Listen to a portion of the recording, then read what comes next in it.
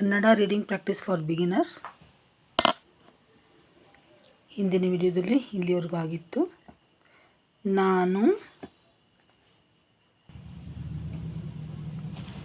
ರಂಜದ ಹೂವನ್ನು ಓಣಿಸುತ್ತಾ ಕುಳಿತಿದ್ದನ್ನು ಕಂಡರೆ ಕೃಷ್ಣಪ್ಪಯ್ಯನವರಿಗೆ ಸಿಟ್ಟು ಬರುತ್ತಿತ್ತು. ಕೃಷ್ಣಪ್ಪಯ್ಯನವರೇ ಅಧಿಕೃತವಾಗಿ ನನ್ನ ಮೊದಲ ಶಿಕ್ಷಕರು. ಕೃಷ್ಣಪ್ಪಯ್ಯ ಬರುವಾಗಲೇ ಒಂದು ಬೆತ್ತ ತಂದಿರುತ್ತಿದ್ದರು. ಪೆಟ್ಟು ತಿಂದು ಅದೇನು ಕಲಿತೆ ಎಂಬುದು ಮರೆತು ಹೋಗಿದೆ. ಆದರೆ ಕೃಷ್ಣಪ್ಪಯ್ಯ ಮಾತ್ರ ನೆನಪಿನಲ್ಲಿದ್ದಾರೆ. ಇದಾದ ಮೇಲೆ ನಾನು ಅಮ್ಮನ ಊರು ಮೇಳಿಗೆಗೆ ಹೋಗಿ ಅಲ್ಲಿನ ಶಾಲೆಯಲ್ಲಿ ಕೆಲವು ಕಾಲ ಕಲಿತೆ. ನನಗಾಗ 6 ವರ್ಷ ಇದ್ದಿರಬಹುದು. ಅಲ್ಲಿದ್ದ ಶೇಷಗಿರಿ ಮೇಷ್ಟ್ರು ನನ್ನ ಅಮ್ಮನಿಗೂ ಶಿಕ್ಷಕರಾಗಿದ್ದವರು. ಅದು ಏಕೋಪಾಧ್ಯಾಯ ಶಾಲೆ. ಶಾಲೆಯ ಹೊರಗೆ ಧೂಳು ತುಂಬಿದ ಅಂಗಳವಿತ್ತು.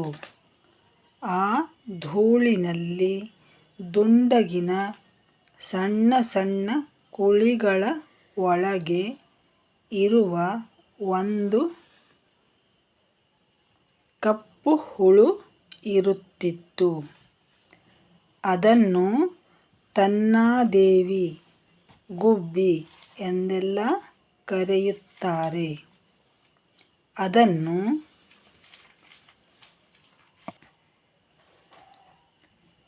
ಆ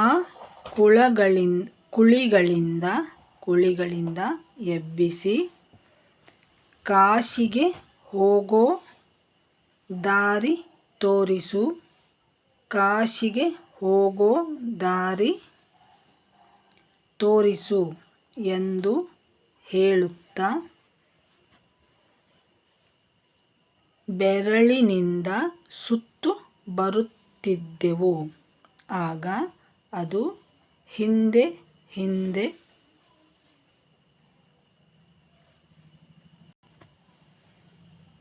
ಹೋಗುತ್ತಿತ್ತು. ಮೇಷ್ಟ್ರು ಗದರಿಸಿ ನಮ್ಮನ್ನು ಒಳ ಕರೆದು ಪಾಠ ಮಾಡಬೇಕಾಗುತ್ತಿತ್ತು. ನಮಗೆ ತರಗತಿಯೊಳಗೆ ಕುಳಿತುಕೊಳ್ಳುವುದಕ್ಕಿಂತ ಹೊರಗೆ ಹೋಗಿ ಆಡುವುದೇ ಪ್ರಿಯವಾದುದರಿಂದ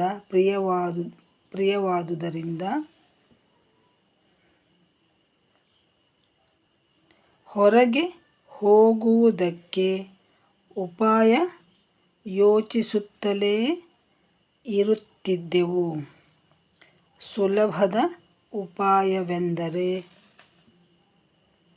"ಒಂದಕ್ಕೆ ಸಾರ್" ಎಂದು ಎದ್ದು ನಿಂತು ಕೇಳುವುದು. ಅವರು ಹೊರಗೆ ಹೋಗಲು ಅನುಮತಿ ಕೊಡುತ್ತಿದ್ದರು. ಇವತ್ತಿಗೆ ಇಷ್ಟು ಸಾಕು. ಮತ್ತೆ ಮುಂದಿನ ವಿಡಿಯೋದಲ್ಲಿ ಹೆಚ್ಚಿನ ವಿಷಯವನ್ನು ಓದೋಣ. ವೀಕ್ಷಕರೇ, ನೀವು ಮೊದಲ ಬಾರಿಗೆ ನಮ್ಮ ವಿಡಿಯೋಗಳನ್ನು ನೋಡ್ತಾ ಇದ್ದರೆ ನಿಮಗೆ ಇನ್ನೂ ಹೆಚ್ಚಿನ ವಿಡಿಯೋಗಳು ಬೇಕು ಅಂತಂದರೆ ಡಿಸ್ಕ್ರಿಪ್ಷನ್ ನೋಡಿ. ನಾನು ಈಗಾಗಲೇ ಭಾಳಷ್ಟು ವಿಡಿಯೋಗಳನ್ನು ಅಪ್ಲೋಡ್ ಮಾಡಿದ್ದೀನಿ. ಇವೆಲ್ಲವೂ ಈಗಾಗಲೇ ನಾನು ಅಪ್ಲೋಡ್ ಮಾಡಿರುವಂಥ ವಿಡಿಯೋಗಳು. ಎಷ್ಟು ಪ್ಲೇಲಿಸ್ಟ್ಗಳಿವೆ, ಆಸಕ್ತಿ ಇರುವುದು ನೋಡಿ. ಮತ್ತೆ ಮುಂದಿನ ವಿಡಿಯೋದಲ್ಲಿ ಭೇಟಿಯಾಗೋಣ. ಅಲ್ಲಿವರೆಗೂ ಎಲ್ಲರಿಗೂ ಧನ್ಯವಾದಗಳು. ನಮಸ್ಕಾರ.